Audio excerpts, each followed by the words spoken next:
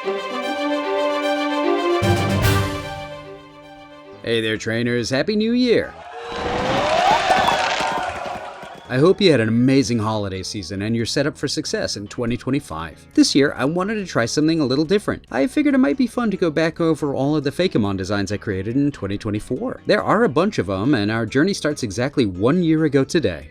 Don't forget to like, subscribe, and if you could do me a huge favor and let me know which of my 2024 Fakemon is your favorite down in the comments, that would be amazing. Without further ado, here they are. Buppy, the dire wolf Pokemon. Buppy are social creatures that require a lot of attention from either their pack or their trainer. Resurrected from ancient tar pits, it's theorized that this Pokemon's unadulterated form was less friendly, far more competitive, and constantly hungry. Dicrobo, the dire wolf Pokemon. Dicrobo once roamed the land in packs, using the power of teamwork to take down massive prey. They were especially good at traversing swampy territory in search of pond or stump. Cutton, the cub Pokemon. Cutton were a real nuisance to the larger herbivores of the Ice Age. Despite being small, their metal fangs were razor sharp and they would harry prey to exhaustion with them. When young, they like to work in groups, but this changes as they grow older. Smiline, the saber-tooth Pokemon. Stalking prey in open grassland was no challenge for Smiline, whose large paws can move silently across almost any terrain. They often adopt groups of young Cutton into their care and teach them how to hunt effectively. Of course, they take a large, but fair, percentage of any meals that these Cutton obtain. Electric-type Darumaka, the Zen Charm Pokemon. Electric-type Darumaka appear during particularly stormy summers. Because they're constantly fritzing, it's hard to make out their faces, but they seem to be just as happy as their fire-type cousins. Cell phone and Wi-Fi signals get a boost when they're nearby. Electric-type Darmanitan, the Zen Charm Pokemon. These Darmanitan require large amounts of food and water to maintain their high-powered metabolism. They run around the wilderness wildly, emitting a thunderous racket from the electric orbs that follow them everywhere. They are said to communicate wirelessly with satellites in orbit. Yuckle, the goop Pokemon. Yuckle were created in an accident in a lab. Despite never being intended to exist, they are a very friendly Pokemon who love to give and receive affection. Unfortunately, their poisonous skin can be lethal. Trubbish, Solarian form. The plastic Pokemon. Trubbish and Sola are found out at sea where they dine on almost anything that floats in the water. They will group together in colonies, drifting on the currents and searching for food. Jungking, the plastic Pokemon. Where there's one Jungking, it won't take long for Trubbish to fill the water nearby. It dines voraciously on plastic garbage as well as smaller aquatic Pokemon it can snag with its snap. Despite being made of junk, it has a very high level of self-confidence. Nimpole, the cloud axolotl Pokemon. Nimpole are primarily active at dawn and dusk, and they have colors to reflect that, blending in with the purples and oranges of sunrise and sunset. They feed on high-flying bug types and live in heavy, water-rich clouds above Waard seas. Stratolotl, the cloud axolotl Pokemon. Stratolotl rarely, if ever, touch the ground. They're generally slow-moving but will pick up the pace to impress desired partners with acrobatic feats or to escape airborne predators. They not only will eat bug types, but any birds that find themselves lost in thick cloud cover are potentially prey as well. Crabloom, the flowering crab Pokemon. Crabloom hide themselves beneath the sand, extending their flower-like claws to attract attention from pollinators who then find themselves snapped up and dragged down as a meal. Males tend to be lighter, warmer colors, and females tend to skew darker and cooler. They decorate their shells with piles of sand, even when above ground, to make submersion quicker, and will use the sand as a weapon if cornered. Gruntlet, the piglet Pokemon. DNA analysis of Gruntlet show that it has ancestry from both Tepig and Swinub. How this happened is still being studied by Sola's preeminent geneticists. It has features and benefits from both and is a destructive pest species. Vapig, the wild boar Pokemon. Vapig are much smarter than they look. During the day they conserve energy by sleeping a lot, but by night they tear up vegetation by the fistful to sate their hunger. The air is always more humid in areas that these Pokemon gather. Barbacruel, the feral hog Pokemon. Barbacruel are an absolute nightmare in any ecosystem. The amount of food they must consume to keep their fires burning is beyond the ability of most biomes to provide. Couple that with a terrible temper and raw power and you have a Pokemon that most inexperienced trainers should avoid. Cronian Tatsugiri, the Mimic Pokemon. Found in Cronia's most frigid waters, this Tatsugiri evolved away from the dragon type some millennia ago. It developed a thick, doughy skin to insulate itself against this cold. Despite being fairly powerful, it will do almost anything to avoid Sealypup in its evolved forms, all of whom find Tatsugiri delectable. Clefantisi, the lunar fairy Pokemon. This proud pixie is the embodiment of magical prowess. It will use the simple patterns on its wings to confuse and misdirect while dealing damage. If you encounter one when the moon is full, you are advised to be polite and respectful. Beero, the burrowing bee Pokemon. Pokemon. Beero create shallow dens in the earth where they hide from bird Pokemon. While they do eat nectar, they have been known to swiftly swipe sweaty slurps from the skin of perspiring people and Pokemon. This helps them maintain their sodium levels and keeps their energy high when they leave their burrows. 2B4. The Carpenter Bee Pokemon. 2B4 carry dirt from the ground, mix it with chewed wood, and make fantastic tree houses deep in the forest. They are still pretty solitary, but will let other small Pokemon hide from bad weather within these homes. Frondosaur. The Longneck Pokemon. Frondosaur have existed in Sola for millions of years. They used to be considered a creature of myth and legend, more cryptid than Pokemon, until recent decades when people moved forward into the dense forests in the north, building homes and roads there. Gargantuasaur, the Mountainous Pokemon. Gargantuasaur are rare. An ecosystem can only support one or two at a time before becoming overburdened. Younger trainers are advised against evolving their Frondosaur too early, as one careless move from Gargantuasaur can cause massive injury. Gargob, the Gatorjaw Pokemon. This excitable Pokemon bites anything it can get its mouth around. Pokemon, the hulls of small boats, rocks, anchors, fallen logs, and the occasional human leg. However, they bite to explore the world, not to hurt.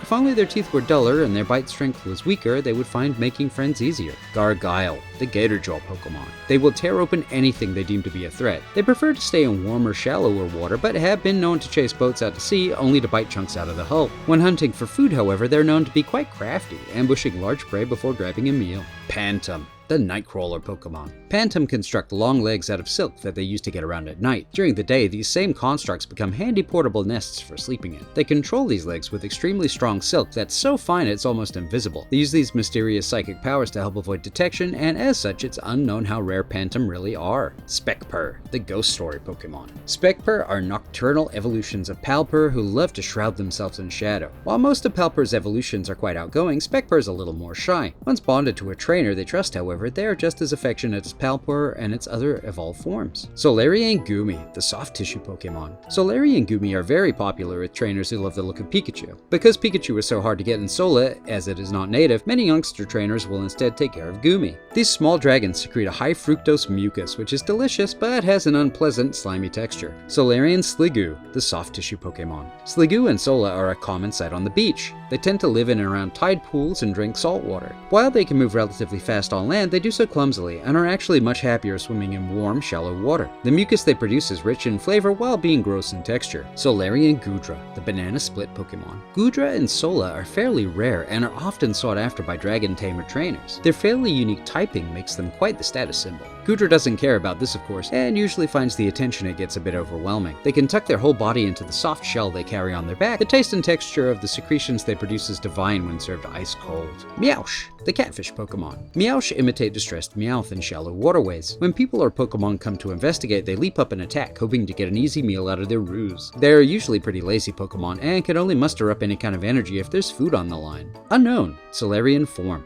The Note Pokemon. There are 13 individual shapes of Unknown that are native to the Solar region. They seem tied to a quarter-mile stretch of highway in the north of the region. Little is known about this Pokemon and where it fits in with the greater ecology of Unknown in general. It is said in ancient Solarian legends that if you collect all 13, you will be visited by a special Pokemon. This has never been confirmed. Poco, the Playing Possum Pokemon. Poco are an uncommon sight on their own, as they almost always are accompanied by a parent. If you try to train one, it will rarely leave your side, requiring constant physical contact and affection. They are spooked by their own electricity and have an odor some consider unpleasant. Reisamu, the Playing Possum Pokemon. Reisamu have a tricky personality. They will play dead, lying in wait on the forest floor beside a road or behind a dumpster. When scavengers or curious people come closer to investigate, Reisamu will often use their favorite move, self-destruct. No one knows why they find this so amusing. Reitopoco, the Playing Possum Pokemon. Reitopoco are nocturnal creatures that prefer quiet places where their children are free to play undisturbed. They feed gently on the happy emotional energy of their family, and should they be caught, their trainer. As such, Reitopoco will grow stronger when trained by someone who is jovial and kind. Mutant Gastrodon, the Big Shell Pokemon. The Savarus virus will cause both eastern and western varieties of Shellos to evolve into this two-headed, large-shelled mutant with colors that differ from either original form. This older, more primal version of Gastrodon is a dedicated scavenger, trawling the muddy seafloor for food. It oozes a slime that's thicker than water and highly corrosive in self-defense. Mutant Breloom,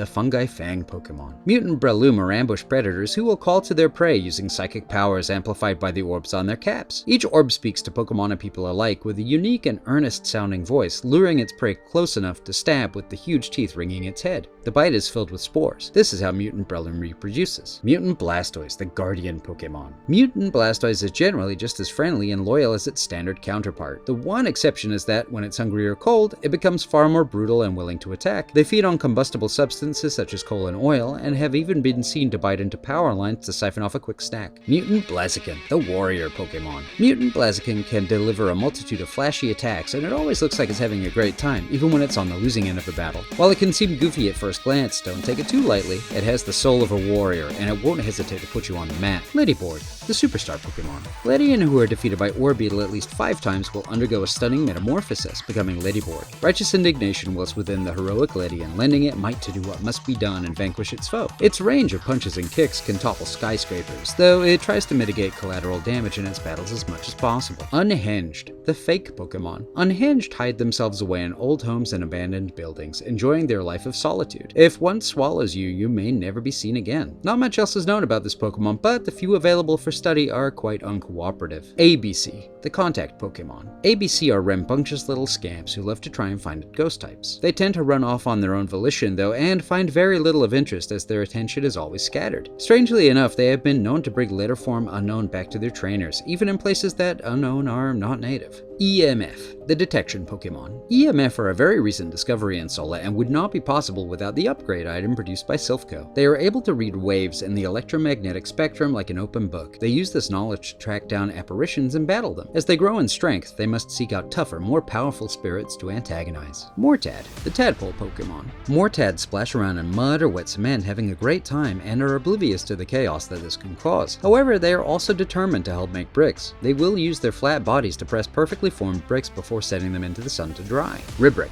the Bricklayer Pokemon. Ribrick loves to build with bricks. In the wild, it creates intricate dens out of rocks and bits of mud stuck together using the mortar it brews within its own body. Trained Ribrick will happily build alongside people and Pokemon on any job site available. Mugavit, the Coffee Pokemon. This creature dwells in dark, wet rainforests and eats a steady diet of energy-rich coffee beans. It eats so many that it sweats actual coffee through its pores, soaking its fur. This wet fur is a perfect place to store more beans for later consumption. It also stores a particularly potent blend in its cheek pouches which it can spray at enemies or predators. They are born completely white and gain brown stains on their fur as they mature and eat more beans. Mugavit are solitary animals as soon as they're able to move out of the family den, but their natural capacity for staying alert makes this safer than you might assume. Potavit, the Coffee Pokemon. Potavit move around less than Mugavit, traveling less distance, and as such they need to store more beans when they find them. The coffee they produce is naturally more acidic, less sweet, and capable of melting spoons. People do still drink it, but it requires such heavy alteration to make it even remotely safe that no one can say whether the flavor profile is authentic.